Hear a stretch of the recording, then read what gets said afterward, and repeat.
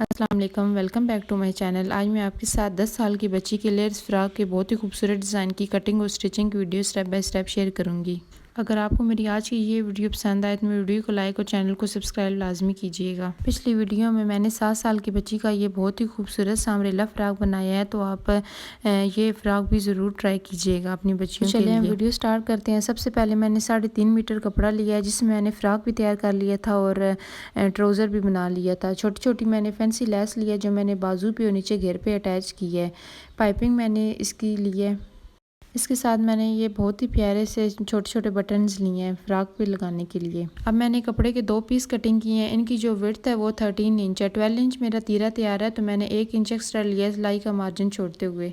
Length मैंने अपने size के अकॉर्डिंग लिया जितनी मुझे चाहिए थी। लेंथ मैंने इसकी 35 ली है। जब ये फ्रॉक तैयार हो जाएगा तो ये 33 इसकी लेंथ होगी। ये दरमियान वाले पैनल्स हैं, इनको इस तरीके से आपने फ़ोल्ड करके तो साइड पे कर लेना है।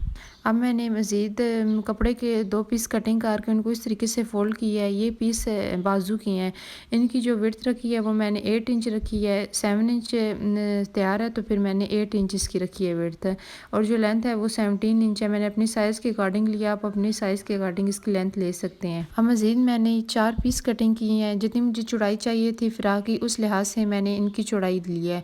जो चौड़ाई है वो मैंने इसकी 4.5 इंच ली है और जो इसकी लेंथ है वो 7.5 इंच है। अब मैं आपको बताती हूँ कि इन पीसेस की चौड़ाई मैंने किस हिसाब से ली है। चेस्ट मेरी 8 इंच तैयार थी, तो मैंने 2 इंच इस पे एक्स्ट्रा लिया सिलाई का मार्जिन छोड़ते हुए। और जो मैंने इसकी लेंथ ली है वो मैंने इस हिसाब से लिया है कि ये जो कलियाँ ये जो बच्ची डालेगी उसकी कमर तक आएँ। अब मैंने इस फ्रॉक लेयर्स के लिए मज़ीद कपड़े के पीसेस कटिंग किए हैं। इनको इस तरीके से मैंने डबल फोल्ड किया है। आपको मैं खुला करके भी इसकी जो लेंथ और विड्थ है वो चेक करवा देती हूँ। जो इनकी लेंथ है वो 11 इंच है और जो इसकी विड्थ है वो 19 इंच है। बाजू और जो मैंने ये पीसेस रखे हुए हैं, इनके बाद जितनी मुझे लेंथ चाहिए थी उसको मैंने 2 पे डिवाइड करके तो इन पीसेस की इन लेयर्स की जो लेंथ है वो मैंने ली है और जो इनकी विड्थ है वो मैंने कपड़े के अकॉर्डिंग लिया है। एक और मैंने ये लेयर्स के लिए कपड़ा कटिंग की है। इनकी जो विड्थ है वो 37 इंच है और लेंथ भी इनकी 11 इंच है। ये साथ मैं इस तरीके से रख के तो आपको मैं चेक करवा रही हूँ ताकि आप इनमें कंफ्यूज ना हो। अब दोबारा से आपने सारा नाप कर लेना है कि आपने जो कटिंग की है वो ठीक की है या नहीं।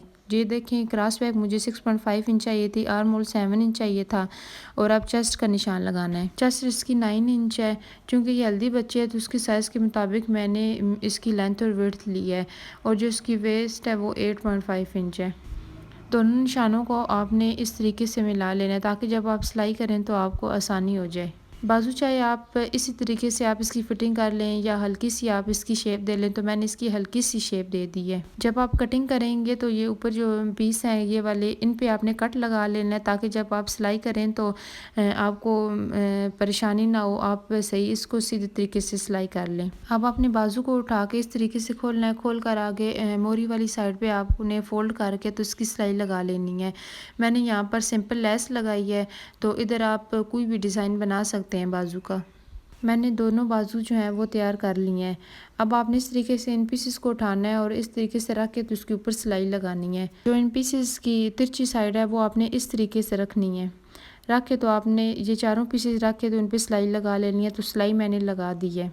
सिलाई लगाने के बाद अब आपने बाजू को इस तरीके से फ़ोल्ड करना है। फ़ोल्ड करके तो आपने बाजू की जो फिटिंग की सिलाई है वो आपने लगा लेनी है। बाजू जो है वो मैंने थोड़े से इसके खुले रखे हैं, आप थोड़ी सी हल्की सी फिटिंग की शेप भी दे सकते हैं। तो सिलाई मैंने दोनों बाजुओं पे लगा ली है।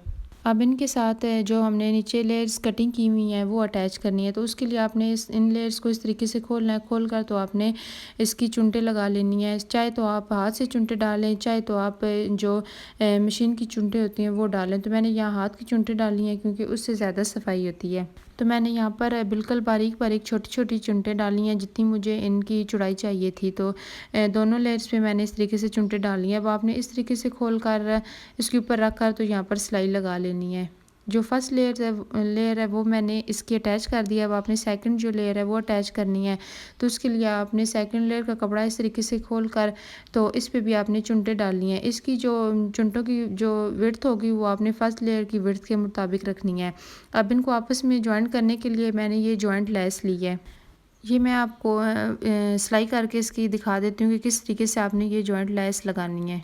जॉइंट लेस को आपने इस तरीके से इसके ऊपर रख कर तो किनारे किनारे पे सिलाई लगानी है। अब ये जो सेकंड लेयर है उसको आपने नीचे रख कर तो इसके ऊपर इस तरीके से जॉइंट लेस रख के तो सिलाई लगा लेनी है। ये बहुत ही प्यारा खूबसूरत और नया डिज़ाइन है, तो आप अपनी बच्चियों का इन गर्मियों के सीज़न में ना ज़रूर ट्राई कीजिएगा। ये बहुत ही प्यारा लगता है पहनने के बाद। इनको आपस में ज्वाइंट करने के बाद अब आपने सीधी एक दबाव की सिलाई लगा लेनी है।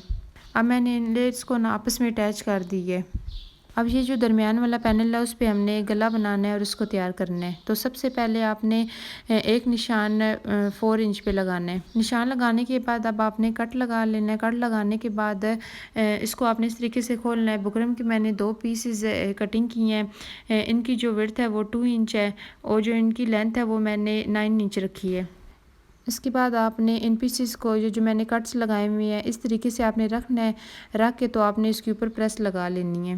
प्रेस लगाने के बाद अब आपने इसका दरमियान करके तो कट लगा लेना है। यहाँ पर मैंने डोरी पाइपिंग यूज़ की है। उसको आपने इस तरीके से सीधा रखना है। सीधा रख के तो आपने किनारे किनारे पे सिलाई लगानी है। जहाँ पर ये कट ख़त्म हो रहा है वहाँ पर आपने डोरी को काट कर अंदर वाली साइड पे फोल्ड कर देना है। दूसरी साइड से भी आपने डोरी को कट लगाकर कुछ इस तरीके से आपने रख के तो इसके किनारे किनारे पे सिलाई लगा लेनी है।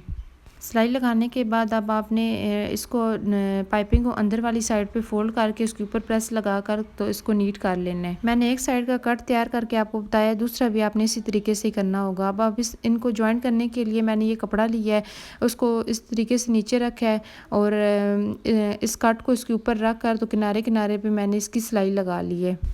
एक सिलाई है वो आपने बिल्कुल पाइपिंग के करीब करीब लगा लेनी है और दूसरी जो सिलाई है वो आपने हाफ इंच का मार्जिन छोड़ते हुए सिलाई लगा लेनी है, ताकि नीचे जो डोरी पाइपिंग है और कपड़ा है वो नीचे की तरफ बैठ जाए।